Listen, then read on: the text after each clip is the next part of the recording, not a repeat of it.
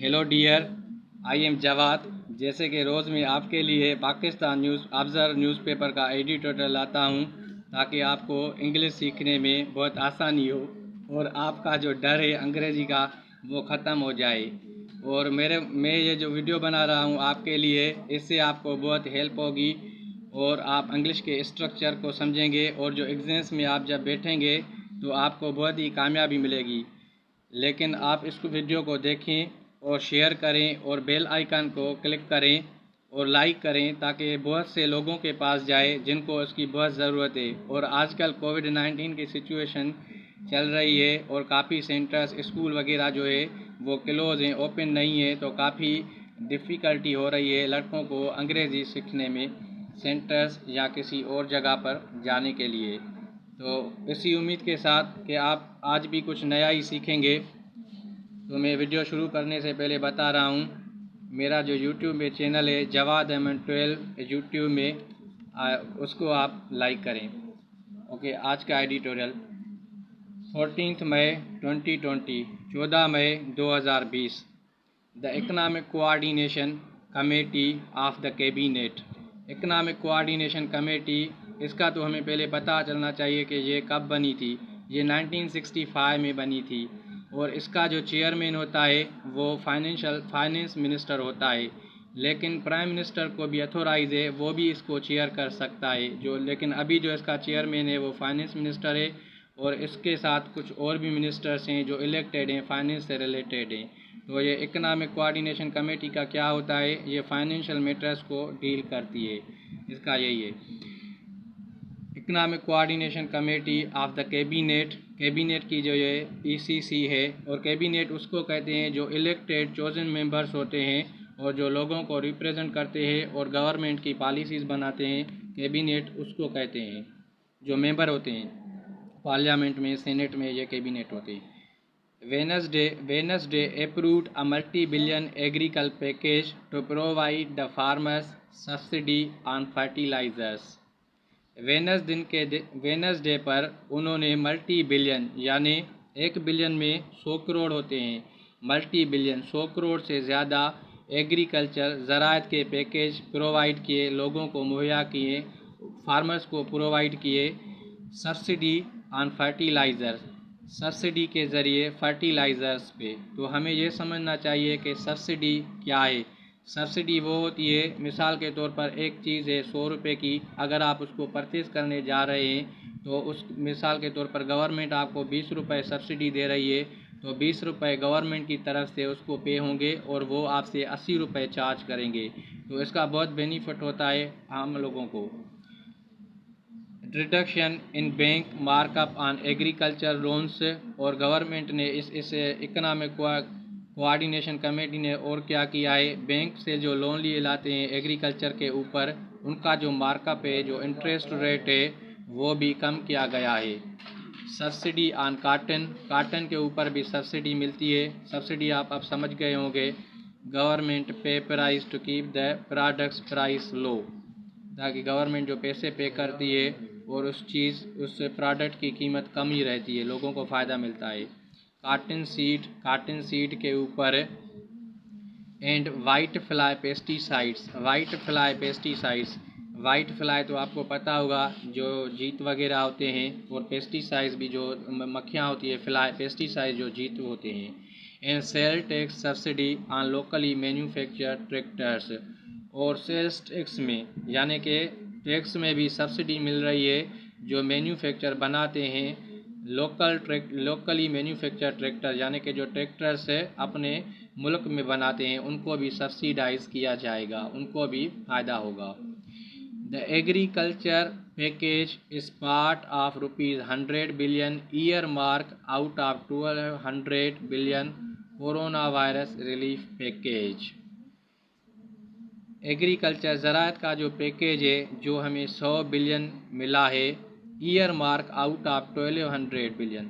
Year mark का मतलब होता है यानी जो पैसे मिले हैं वो उसी प्रोजेक्ट के ऊपर मुख्तस हो गए जिसको डिफ़ाइन किया गया है, यानी ये एग्रीकल्चर के लिए मिले गए हैं। और कहाँ से मिले हैं, 1200 million corona virus relief package है। आजकल जो कोविड-19 की डिजीज़ चल रही है, जो लोगों में वायरस फैल रहा है, उसके जो 1200 बिलियन में थे उसमें से 100 बिलियन इंडियन मार्क किया गया है, यानी कि ये जो पैसे हैं वो इसी मद में मिले हैं, मुख्तस किए गए हैं।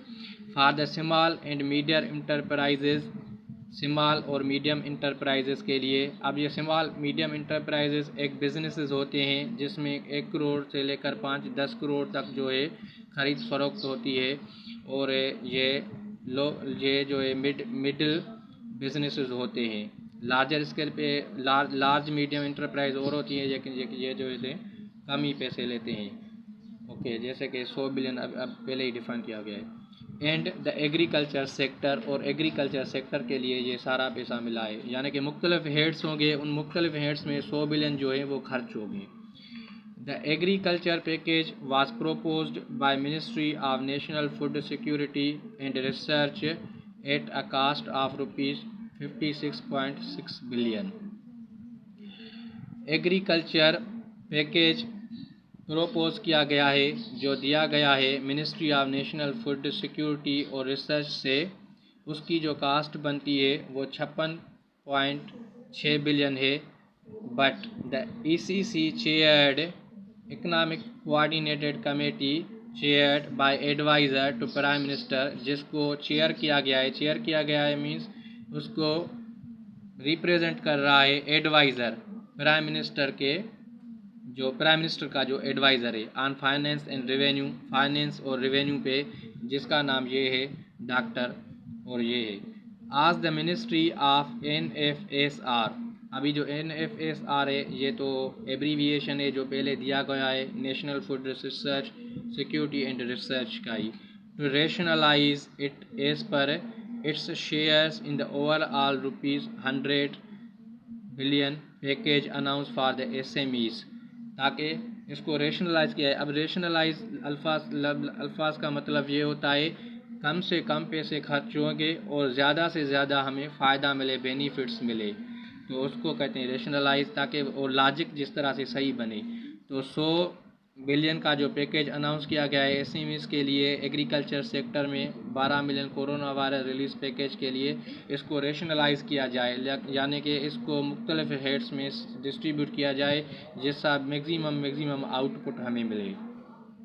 और आगे चलते हैं। होप डेट आपको समझ आ रहा होगा, इसमें कोई मुश्किल बात नहीं भी है, लेकिन कुछ अल्फाज नए हैं जो आप नोट कर सकते हैं, जैसे रेशनलाइज है यानी कम खर्च किया जाए और बेनिफिट ज़्यादा लिया जाए, मैक्सिमम बेनिफिट्स, और जो लॉजिक के ऊपर चीज़ बनी हो उसको कहते हैं रेशनलाइज। ओके, नीचे चलते हैं। The ECC had already approved for 50 billion package for the SMEs to provide indirect cash flow support to nearly 3.5 million people through prepaid electricity. ECC ने जो है पहले ही 50 बिलियन का package SMEs, small medium enterprise जो इदारे हैं जो business करते हैं उसको मुहैया करेगी इनडायरेक्ट कैश फ्लो। अब ये इनडायरेक्ट कैश फ्लो और दूसरा होता है डायरेक्ट कैश फ्लो। यहाँ तो इनडायरेक्ट कैश फ्लो है, इसका मतलब ये होता है कि जो हम income as a base converts करते हैं इनटू कैश फ्लो में through the uses of adjustment, यानी इनकम जो हम खर्च करते हैं और उसको जो नेट इनकम और वो उसको एडजस्ट भी किया जाता है, उससे जो बेनिफिट मिलता है उसको एडजस्ट किया जाता है ताकि उसको सपोर्ट किया जाए और प्रोजेक्ट के ऊपर, उसको कहते हैं कैश फ्लो। तो वो nearly 3.5 million people through prepaid electricity, लोगों को 3.5 मिलियन पीपल को मिलेगी प्रीपेड इलेक्ट्रिसिटी के हेड में। Under the agriculture package as prepared by Ministry of National Food Security and Research in consultation with the stakeholders। और जो एग्रीकल्चर पैकेज तैयार किया गया है मिनिस्ट्री ऑफ नेशनल फूड के थ्रू, फूड सिक्योरिटी रिसर्च के through, in consultation with stakeholders के रवाबित में आकर, यानी उसकी सलाह से। अभी स्टेक होल्डर क्या होता है? मिसाल के तौर पर आम आदमी, गवर्नमेंट, कोई भी जो बंदा है, जास में है, बिजनेस में है, स्टूडेंट है, यार ये सब जो है हम इस स्टेट के स्टेक होल्डर होते हैं। और जो कंपनी के स्टेक होल्डर्स होते हैं वो होते हैं जो उसके मुलाजिम होते हैं, जो डायरेक्टर्स होते हैं और जो उसमें इन्वेस्ट करते हैं, वो सारे जो होते हैं वह फिर वो कंपनी के स्टेक होल्डर्स होते हैं, उसको कहते हैं stakeholders. Subsidy to tune of approximately 37 billion would be offered to farmers on the purchase of fertilizers। ये ट्यून ये एक अच्छा अल्फाज है जिसका मतलब है ये दिए जाएंगे अप्रॉक्सीमेटली 37 बिलियन रुपीज़ ऑफ़र किए जाएंगे फार्मर्स किसानों को ताकि वो परचेज़ कर सकें फर्टिलाइज़र्स जो मुख्तलिफ बीज होते हैं।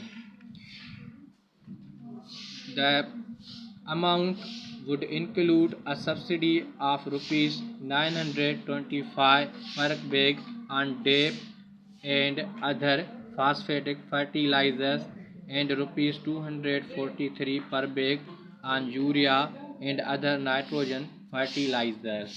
ये बहुत ही आसान सेंटेंस है, मुझे नहीं लग रहा है कि इसमें कोई डिफ़िकल्टी होगी।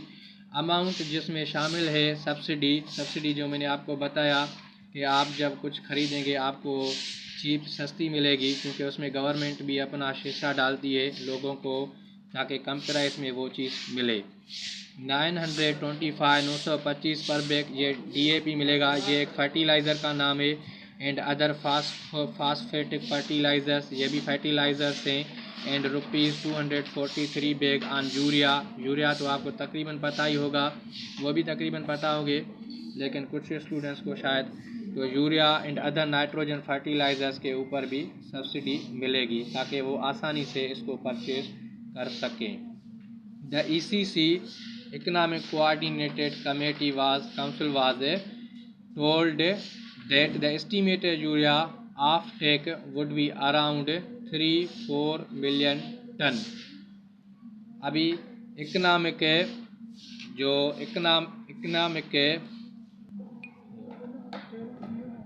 The ECC was told that estimated urea offtake would be around 3.04 million ton, while DAP was estimated at 0.95 million ton for the Kharif season। ECC जो है उसको बताया गया है, was told ये एक पैसिव है यानी कि इसका जो डूअर है कोई और है, यानी ECC ने किसी को नहीं बताया, ECC को बताया गया है तो ये हो गया पैसिव। तो ECC को बताया गया है कि एस्टीमेटेड जो लागत आएगी यूरिया की आफ्टेक एक वर्ड है और इसका मतलब ये है, नाउन है, इसका मतलब ये है कि agreement and arrangement between producers and buyers, यानी जो प्रोड्यूसर्स जो फर्टिलाइज़र्स प्रोड्यूस करते हैं और जो बाय करते हैं उनके बीच में जो एग्रीमेंट होता है उसको कहते हैं आफ्टेक। बिजनेस टर्म है ये। आज का एडिटोरियल ऑलमोस्ट बिजनेस इकोनॉमी के ऊपर है। जो स्टूडेंट्स कॉमर्स या एग्रीकल्चर से रिलेटेड हों उनको काफ़ी आसानी होगी और ये अल्फाज उनके लिए इजी होंगे। साइंस वालों के लिए हो सकता है कुछ उनका फोकस ना हो तो उनको भी बेनिफिट मिलेगा अगर इस चीज़ को फोकस करेंगे तो, जो एग्रीकल्चर से नहीं है रिलेटेड या इकोनॉमिक्स से। would be around 3.4 million ton, while DAP was estimated at 0.95 million ton for Kharif season। यानी 3.4 मिलियन टन DAP को एस्टीमेटेड उसकी जो लागत है 0.9 मिलियन टन और ख़रीफ सीज़न के लिए है। ख़रीफ सीज़न जो होती है वो रबी और ख़रीफ दो सीजन्स होती हैं जिसमें मुख्तलिफ एग्रीकल्चर की चीज़ें प्रोड्यूस होती है। The subsidy scheme will be implemented by the provinces. Subsidy की जो स्कीम है ये भी लागू की जाएगी सूबों के ज़रिए। And amount will be disbursed through scratch card schemes already being implemented by the province of Punjab. और सूबों के ज़रिए और जो अमाउंट है वो डिसबर्स किया जाएगा। डिसबर्स मीन्स डिस्ट्रीब्यूट किया जाएगा, बांटा जाएगा थ्रू स्क्रैच कार्ड स्कीम के तहत। ये एक स्कीम है जिसके ज़रिए पैसे जो हैं वो डिस्ट्रीब्यूट होते हैं, लोगों में डिस्ट्रीब्यूट करते हैं जो उनसे रिलेटेड होते हैं। Already being implemented by provinces of Punjab, उनको पहले ही अमल में लाया गया है पंजाब सूबे के ज़रिए। पंजाब सूबे ने यानी उसको पहले ही अमल में लाया है। The PCC was told that fertilizer share in cost of production for major crops। देखिए यहाँ पे फिर भी ECC was told पैसिव आया है क्योंकि इसका डूअर कोई और है। ECC को बताया गया है जो फर्टिलाइज़र शेयर है, जो फर्टिलाइज़र का शेयर होगा इन कास्ट ऑफ प्रोडक्शन, यानी कि जो वो जितना प्रोड्यूस होगा, वो जितना बनेगा, उसका जो शेयर है, उसका जो हिस्सा है for major crops was around 10 to 15% and provision of subsidy would reduce cost of production for farmers and increase their affordability to adopt the recommended level of fertilisers, nutrient use and best agricultural management practices. Sentence काफ़ी लंबा हो गया है, लेकिन मैं इसको तोड़ के आपको बताता हूँ। जो शेयर है फर्टिलाइज़र प्रोडक्शन का मेजर क्रॉप्स के ऊपर है वो अराउंड 10 to 15% है and provision of subsidy would reduce cost of production. और जो सब्सिडी का जो प्रोविजन है, जिस तरह से सब्सिडी दी जाएगी वो कीमत कम करेगी उस प्रोडक्शन की, यानी जो फर्टिलाइज़र प्रोड्यूस होगा इसके ऊपर सब्सिडी गवर्नमेंट पे करेगी तो उसकी कीमत जो है वो कम हो जाएगी फॉर फार्मर्स, किसानों के लिए, एंड वो आसानी से फिर इसको परचेज़ कर सकेंगे and increase their affordability to adopt the recommended level. और उनको वो जो बर्दाश्त करेंगे वो उनकी बहुत ही ज़्यादा होगी, और वो एडाप्ट करेंगे रिकमेंडेड लेवल्स फर्टिलाइज़र न्यूट्रिएंट्स की। और जो उनको सिफारिश की जाएगी भाई आप ये फर्टिलाइज़र न्यूट्रिएंट्स इस्तेमाल करें बेस्ट एग्रीकल्चर, यानी जो ज़राअत को आप प्रोड्यूस करें वो मैनेजमेंट प्रैक्टिसेस के लिए, यानी कि बेस्ट एग्रीकल्चर मैनेजमेंट प्रैक्टिसेस होगी, यानी कि जो प्रोडक्शन होगी एग्रीकल्चर की, ज़राअत की, वो बहुत ही बेहतरीन होगी। आगे चलते हैं। होप दैट आपको काफ़ी समझ आ गया होगा, लेकिन आगे भी चल रहे हैं। तो आपको अगर वीडियो अच्छा लगे तो आप इसको सब्सक्राइब करें, लाइक करें, शेयर करें, ज़्यादा से ज़्यादा अपने दोस्तों में सेंड करें ताकि उनको पहुंच जाए जिनको इनकी ज़रूरत है। जो सेंटर्स को अफोर्ड अभी नहीं कर रहे हैं उनको बहुत ही बेनिफिट होगा। वीडियो को आप लाइक करें, चैनल को सब्सक्राइब करें। ओके, आगे चलते हैं। Similarly under the agriculture package, agriculture के पैकेज के ज़रिए यानी उसके अंडर में reduction in markup of agriculture loans to farmers at the total cost of ₹8.8 billion and subsidy on cotton seeds at cost ₹2.3 billion and white fly pesticide at cost 6 billion were also approved. Sentence काफ़ी लंबा है, लेकिन hope that ये भी कोई इतना मुश्किल नहीं है। मैं आपको इसको तोड़ के आसान कर देता हूँ ताकि आसानी से समझ में आ जाए। एग्रीकल्चर पैकेज के तहत के ज़रिए reduction in markup of agriculture loans, जो ज़राअत के जो लोन्स लिए जा रहे हैं उनके ऊपर जो मार्कअप होगा, मार्कअप एक इंटरेस्ट रेट होता है, यानी आप कोई चीज़ 100 रुपये में ख़रीदी तो उसके ऊपर जो मार्कअप होगा 10 रुपये हो गए तो 110 हो गए, तो उसी को मार्कअप कहते हैं। तो वो मार्कअप अगर कम किया जाएगा तो फार्मर्स, किसानों को बहुत बेनिफिट होगा।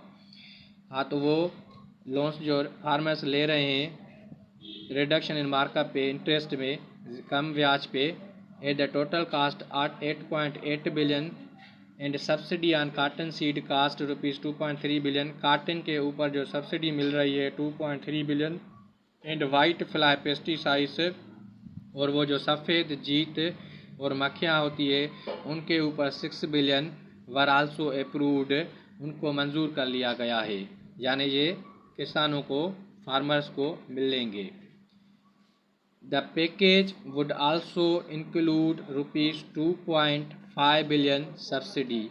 पैकेज में और भी शामिल है 2.5 billion subsidy on sales tax. वो जो सब्सिडी पहले थी वो तो उन पे वाइट फ्लाई पेस्ट पे थी, ट्रैक्टर पे थी, फार्मर्स के जो फर्टिलाइज़र्स थे उसके ऊपर थी, लेकिन ये जो 2.5 बिलियन सब्सिडी है ये सेल्स टैक्स पे भी है, जो टैक्स लगता है locally manufacture tractors for period of 1 year, यानी कि जो मकामी सतह पे ट्रैक्टर्स को मैन्युफैक्चर करते हैं, इस्टेब्लिश करते हैं, बनाते हैं, उनको भी 2.5 बिलियन सब्सिडी दी जाएगी ताकि वो ज़्यादा से ज़्यादा ट्रैक्टर्स को मैन्युफैक्चर करें और रिज़ल्ट ओरिएंटेड बेनिफिट हासिल हो फार्मर्स को और सबको। यही ECC का जो है वो एम है। आगे चलते हैं। Earlier the ECC discussed various features. पहले ही इकोनॉमिक काउंसिल ने बहुत से एग्रीकल्चर फीचर्स के ऊपर बहुत सी चीज़ों के ऊपर डिस्कस किया है, यानी बहस मुबाहसे किए हैं, उसके ऊपर बातचीत करी है ऑफ एग्रीकल्चर ज़राअत के ऊपर रिलीफ पैकेज मिल रहे हैं एंड डिटेल तफसील में and lauded the efforts of ministry of national food security and research. और उसने सराहा है ministry of national food security and research के ऊपर। फूड खाद्य खुराक होती है, नेशनल कौमी सिक्योरिटी रिसर्च, ताकि जो हम चीज़ों के ऊपर रिसर्च करते हैं मालूम करते हैं, तो उसको बहुत सराहा गया है। ये इस आर्टिकल में लिखा गया है, जो उसने आर्टिकल लिखा है वही इसको डिफाइन कर रहे हैं। तो उसको सराहा गया है for preparing a comprehensive package. अभी यहाँ पे फार अल्फाज आया है, उसके बाद प्रिपेयर में आपने इंग देखी है।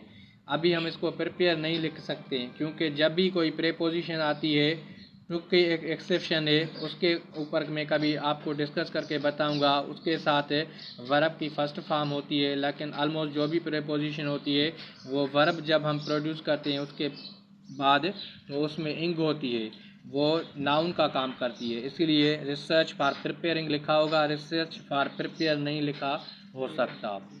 Research for preparing a comprehensive package, जो रिसर्च कर रहे हैं एक बेहतरीन पैकेज को तैयार करते हुए फॉर द फार्मर्स, किसानों के लिए। हाउएवर देखिए यहाँ पे फॉर द फार्मर्स लिखा हुआ है और फार्मरिंग्स नहीं लिखेंगे क्योंकि फार्मर्स ऑलरेडी नाउन है, तो प्रीपोजिशन के बाद या तो नाउन आता है या फिर प्रोनाउन आता है। तो फार्मर्स नाउन है तो फार के बाद नाउन आ जाएगा, फॉर द फार्मर्स। हाउएवर और the ECC called for inclusion of other banks. ECC called for phrase है, इसकी मतलब होती है डिमांड, यानी किसी चीज़ की डिमांड हो, जिसकी ज़रूरत हो। ओके, कॉल्ड फॉर डिमांड कर रही है inclusion of other banks along with ZTBL in scheme to enhance outreach of farmers. इसको मैंने इसीलिए ब्लू किया था ताकि आपको मैं इसके ऊपर कुछ बता सकूं। ये एक बेहतरीन अल्फाज है। डिमांड की है और बैंकों को भी, जिस तरह से ZTBL स्कीम बनाती है ज़राई तरक्याती बैंक लिमिटेड है, और बैंक भी इसमें शामिल हो ताकि और सब्सिडाइज कर सकें फार्मर्स को, उनको और बेनिफिट मिल सके। और okay, in the scheme to enhance outreach of farmers will focus on sustenance farmers with land holding of 12.5 acres। यानी कि आउटरीच स्कीम इन्हेंस की जाए ताकि वो आउटरीच हो सके किसानों को। आउटरीच एक अल्फाज है जिसका मतलब ये होता है, नाउन है जिसका मतलब ये होता है ताकि वो लोग जो ऑफिस में नहीं आ सकते या जिन लोगों से डिस्कस नहीं हो सकता, उस जिसको आसानी से एक्सेस नहीं किया, जो आसानी से ऑफिस में नहीं आ सकें, जिसको बहुत मुश्किलात हो, ताकि वो गवर्नमेंट के लोग वहाँ तक जाएं और उनको बेनिफिट कर सकें उस प्रोग्राम से, उसको आउटरीच करते हैं, यानी दूर जाएं खुद और उनको ही वो बेनिफिट करें। With focus on sustenance farmers with land holding 12.5 acres, यानी सस्टेनेंस फार्मर्स। अब सस्टेनेंस फार्मर्स क्या होता है? सस्टेनेंस एक नाउन होता है, फार्मर्स भी नाउन होते हैं। जब दो नाउन आपस में काम एक साथ आते हैं तो जो पहला नाउन होता है वो एडजेक्टिव की तरह काम करता है। अब सस्टेनेंस फार्मर्स होता है, सस्टेनेंस एग्रीकल्चर होता है, सस्टेनेंस वेज होता है।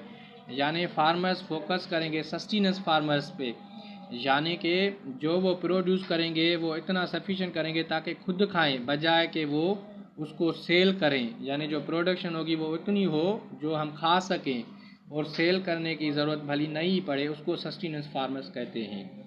With a land holding of 12.5 acres, land जिसके पास है 12.5 एकर्स। और एकर्स का तो आपको पता हो जाए, एक एकड़ में 43,000 फुट होते हैं, feet.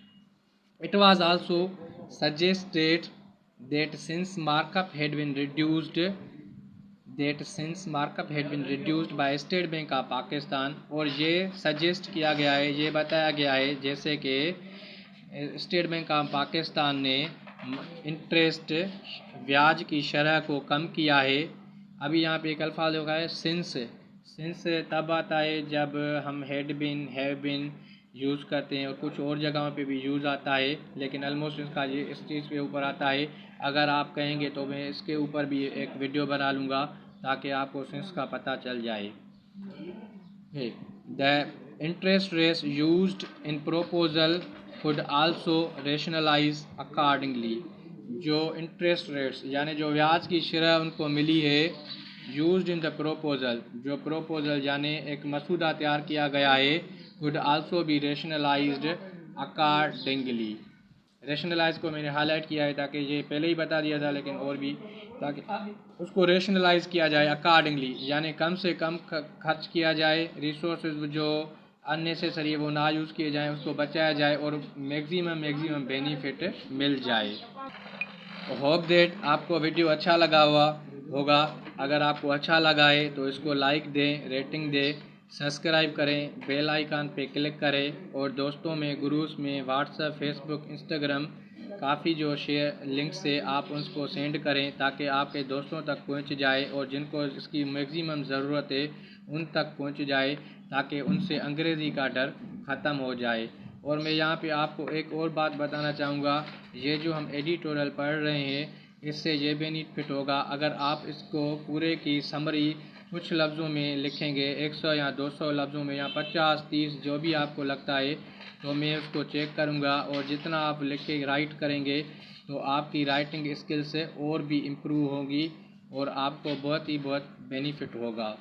Hope that you enjoy lot. Thank you very much.